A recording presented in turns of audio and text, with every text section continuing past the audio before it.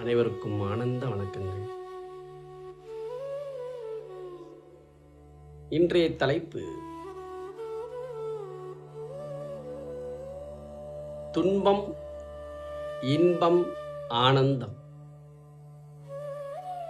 3 வகையான அனுபவங்களை பற்றி இன்று பார்ப்போம். ஒரு மனிதன் அடிப்படையாக தெரிந்து கொள்ளக்கூடிய சத்தியம் இது.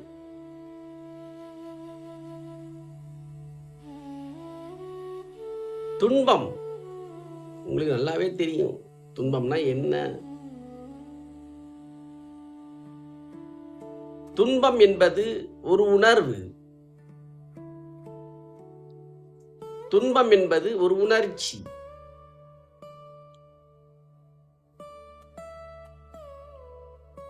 உங்க வாழ்க்கையில நீங்க எதிர்பார்த்தது நடக்கல அப்படின்னா உங்களுடைய மனப்புழுக்கம், வேதனை,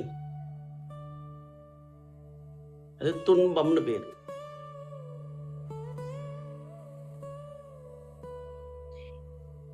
இதுவும் நிரந்தரமில்லாத ஒரு உணர்ச்சி.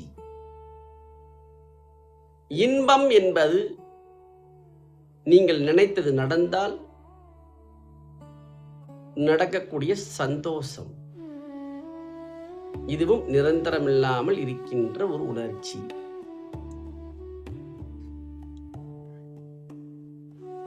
ஆனந்தம் என்றால் என்ன?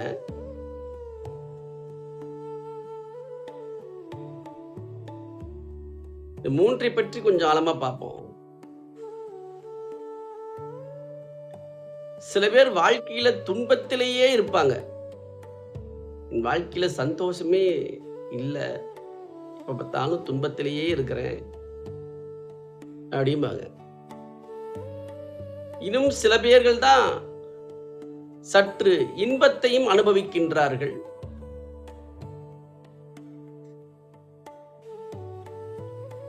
மனிதர்கள் இந்த இரண்டிலையும் மாறி மாறி மாறி மாறி தன்னுடைய வாழ்க்கையில் துன்பம் என்கின்ற உணர்ச்சியும் இன்பம் என்கின்ற உணர்ச்சியும் அனுபவிக்கின்றார்கள்.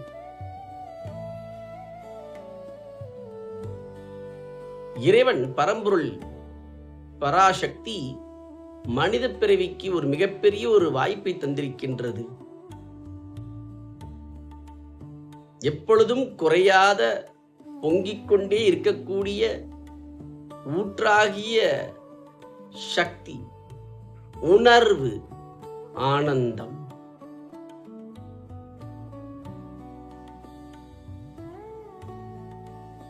உயிரின் இருப்பு, ஜீவாத்மாவின் சுபாவத்தன்மை, ஆனந்த உணர்வு. நன்கு ஆழ்ந்து கவனியுங்கள். துன்பத்தையும் இன்பத்தையும் உணர்ச்சிகள் என்று சொல்கின்றேன். ஆனால் ஆனந்தத்தை மற்றும் உணர்வு என்று பெயரிடுகின்றேன். உணர்ச்சி எப்பொழுதுமே கொந்தளித்துக் கொண்டே இருக்கும். உணர்வு நிலையான இருப்புத்தன்மை. துன்பம் இன்பம் என்கின்ற உணர்ச்சி மனரீதியாக உருவாக்கப்படுகின்றது, எண்ணங்களால் உருவாக்கப்படுகின்றது. அதனாலதான் அது நிரந்தரம் இல்லாதது, மாறிக்கொண்டே இருக்கக்கூடியது. அதனாலதான் மனிதனுடைய வாழ்க்கையில துன்பமும் இன்பமும் மாறி மாறி நடந்துகிட்டு இருக்கு. இந்த ஃப்ளக்சுவேஷன். இந்த உணர்வு என்பது, ஆனந்தம் என்பது எப்பொழுதும் நிலையானது.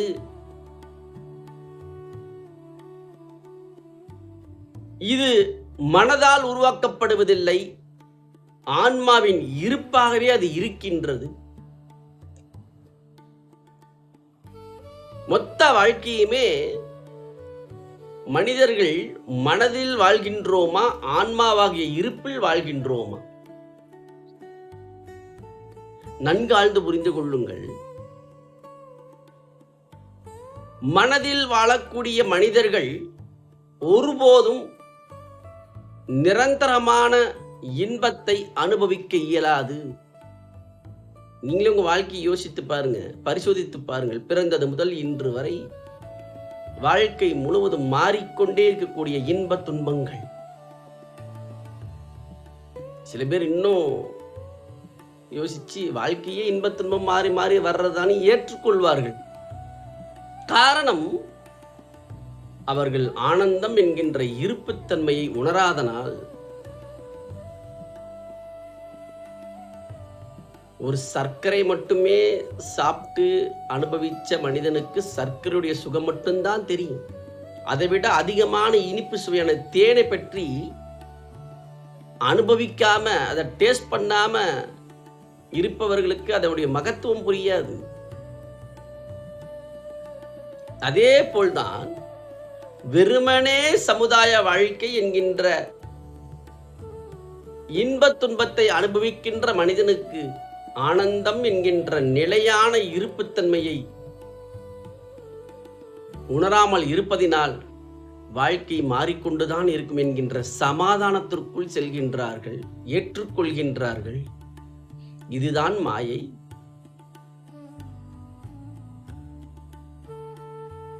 இறுதியா என்ன ஆயிடுதுன்னா, இந்த மாறி மாறி மாறி மாறி இன்பத்தையும் துன்பத்தையும் துன்பத்தையும் இன்பத்தையும் மாறி மாறி அனுபவிக்க அனுபவிக்க விரக்தி என்கின்ற தன்மைக்குள் நகர்த்தப்படுகின்றார்கள்.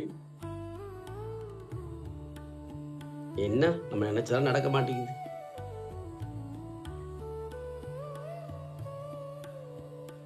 ஏதோ வாழ்க்கை நகர்ந்துகிட்டு இருக்கு, ஏதோ என்ன முடிஞ்ச கடமை செஞ்சுட்டு நான் நகர்றேன், இப்படிங்கிற விரக்தி சம்பந்தப்பட்ட விரக்தியான வார்த்தைகள் வந்து கொண்டிருக்கின்றது.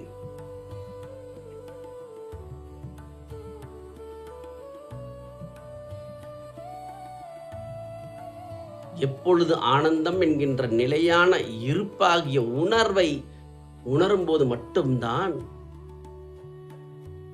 உள்ளுக்குள் பரிபூரணம், நிறைவு, திருப்தி, நிம்மதி என்கின்ற வார்த்தைகளை பிரயோகம் செய்ய முடியும்.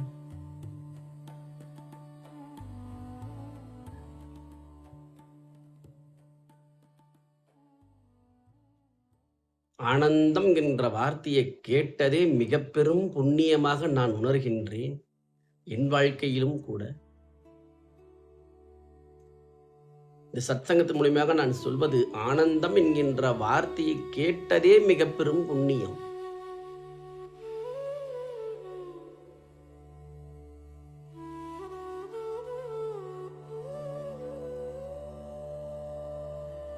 ஆனந்தம் உணர்வு சார்ந்தது.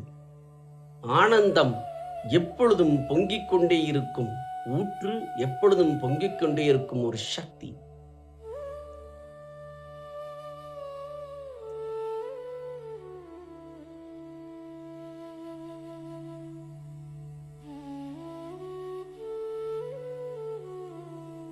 ஆனந்த உணர்வு, ஆனந்த உணர்வேயா. ஆனந்தமாக வாழ்க்கை வாழ்வதே எமது வாழ்க்கையின் லட்சியம்.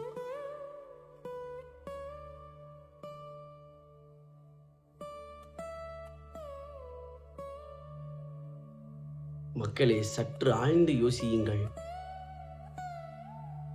இதுவரை உங்கள் வாழ்க்கையில் துன்பத்தையும் இன்பத்தையும் மாறி மாறி அனுபவித்த நீங்கள், இந்த ஆனந்தம் என்கின்ற உணர்வு உங்களுக்குள் இருப்பதை நான் சொல்கின்றேன். இதை சற்று உள்ளுக்குள் சிந்தனை செய்து இதை நோக்கி நகரத் துவங்குங்கள். இங்க நல்ல வாழ்க்கையில பாருங்க, முட்டி மோதி இருப்போம். இந்த இன்பம் துன்பம் மாறிக்கொண்டே இருக்கும். 95% துன்பம் தான் இருக்குது, 5% தான் இன்பம் வந்துட்டு போயிடுது. ஆனா எதிர்பார்க்கிறது நிரந்தரமான இன்பம். எப்பவுமேங்க சந்தோஷமா நான் நினைச்சதெல்லாம் நடக்கணும்.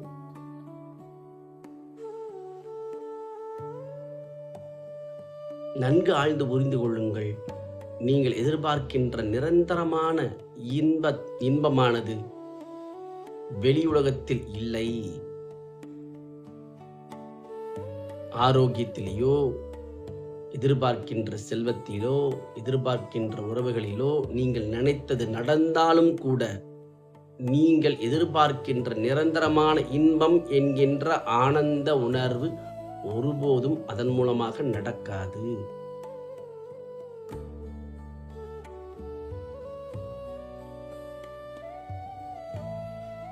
ஆனந்தத்தை உணர்வதற்கு நேரடியான ஒரே வழி தியானம். உள்முகமாக திரும்பக்கூடிய ஆத்ம தியானங்களை செய்யும் பொழுது உங்கள் ஆத்மாவின் இருப்பை நீங்கள் உணரலாம். சரி, இந்த ஆனந்த உணர்வுல என்ன பெரிசா நமக்கு நடந்துற போது ஒரு கேள்வி எழும்பலாம். வாழ்ந்தோங்கிற திருப்தி, வாழ்ந்தோங்கிற திருப்தி அப்பொழுதுதான் வரும். ஏன் இந்த ஆனந்தம் என்கின்ற உணர்வு தொடர்ந்து உள்ளுக்குள் பொங்கிக் கொண்டே இருக்கின்றது? காரணமில்லாமல், எதையும் டிபெண்ட் பண்ணி இருப்பதில்லை, எதை சார்ந்தும் இருப்பதில்லை. உள்ளுக்குள் நிறைவான இன்பம் ஆகிய ஆனந்த உணர்வு,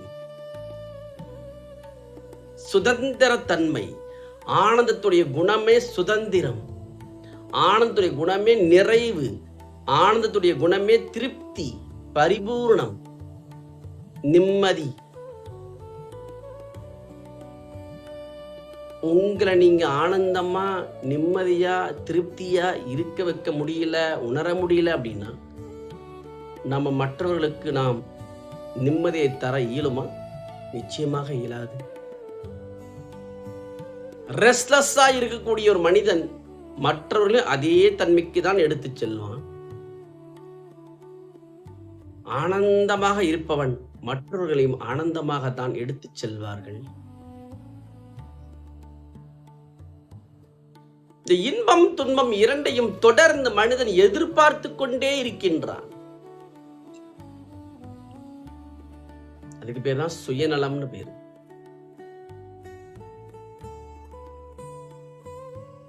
அதனாலதான் வாழ்க்கையில இறுதியா ஒரு விரக்திக்கு போறாங்க. கடைசியில வேற வழியில வாழ்ந்துதான் ஆகணும்ன்ற சமாதானமும் நடக்கின்றது. அதனாலதான் வாழ்ந்தங்கிற திருப்திங்கிற வார்த்தையை பிரயோகம் செய்ய முடியவில்லை. சரி போதும்பா, என்னை விட்டுடுங்க, என்னால இனி வாழ முடியல, கிளம்பிடுவோம். இந்த நோயுடைய தாக்கத்தை தாங்க முடியல, கிளம்பிடுவோம். இந்த பிரச்சனை என்னால் தாங்க முடியல, கிளம்பிடுவோம். ஒவ்வொரு மனிதனுடைய மரணத்தின் போதும் இந்த நிறைவுத்தன்மையை உணராமல், பரிபூரணத்தை உணராமல், திருப்தியை உணராமல் இறப்பதுதான் மிக பெரும் இழப்பு. ஒரு மனிதன் அடைய வேண்டியது இதுவே, ஆனந்தம் என்கின்ற உணர்வு. ஒரு மனிதனுடைய மரணம் காலத்தில், மரண தருணத்தில், இறுதி வாழ்க்கையில் இந்த ஆனந்தத்தை உணரவில்லை என்றால் வாழ்க்கையில் ஒருபோதும் திருப்தி என்கின்ற வார்த்தையை பிரயோகம் செய்ய இயலாது. காரணம், கடந்த கால வாழ்க்கையில் ஏற்பட்ட இன்பம் துன்பத்தின் மொத்த தொகுப்பும் ஒன்றாகி நீ வாழ்க்கை நன்றாக வாழ்ந்தாயா இல்லையா என்கின்ற கேள்விக்குள் உங்களை உள்ளாக்கி மீண்டும் மீண்டும் கேள்விகளை உள்ளுக்குள் கேட்க வைத்து, வாழ்க்கையில் என்னால் ஒன்றும் சாதிக்கவில்லை, வாழ்க்கையில் என்னால் நிம்மதியாக வாழவில்லை என்கின்ற உணர்ச்சிகளை உங்களுக்குள் தருகின்றது.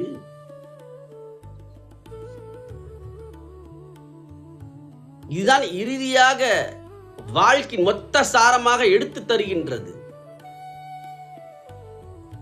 அனைவரும் ஆழ்ந்து புரிந்து கொள்ளுங்கள். உங்களுடைய நிம்மதி, உங்களுடைய நிரந்தரமான சந்தோஷம், சுதந்திரம், இது அனைத்தும் உங்களுடைய ஜீவனுக்குள் இருக்கின்றது. ஆனந்த உணர்வு, ஆனந்தம் போல் ஒரு நிறைவு, ஆனந்தம் போல் ஒரு திருப்தி, ஆனந்தம் போல் ஒரு நிம்மதி உலகத்தில் கிடைக்க வாய்ப்பில்லை. ஆல்வேஸ் ஃப்ளக்சுவேஷன் மூடு தான்.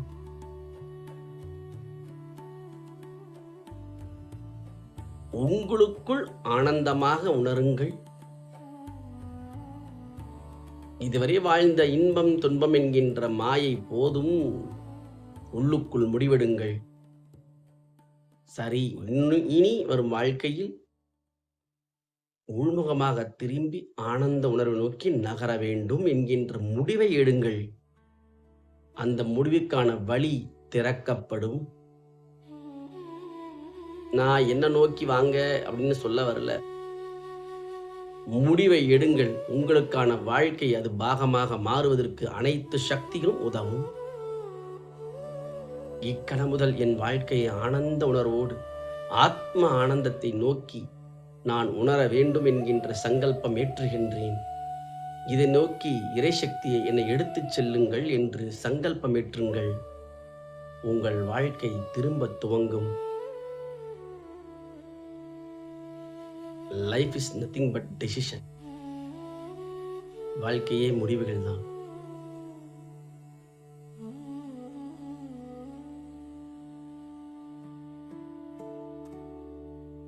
நீங்கள் எல்லோரும் ஆனந்தம் என்கின்ற அமிர்தத்தை உணர்ந்து, வாழ்க்கையில் நிறைவுத்தன்மையை உணர்ந்து, திருப்தி என்கின்ற பிரசாதத்தை உணர்ந்து நிறைவோடு வாழுங்கள். இதை நோக்கி வாழ்க்கையை நகர்த்துங்கள். தெளிவு பெறுங்கள். வாழ்க்கை வாழ்வதற்கே. நன்றி. ஆனந்தமாக வாழுங்கள். ஆனந்த நன்றிகள். மீண்டும் சந்திப்போம்.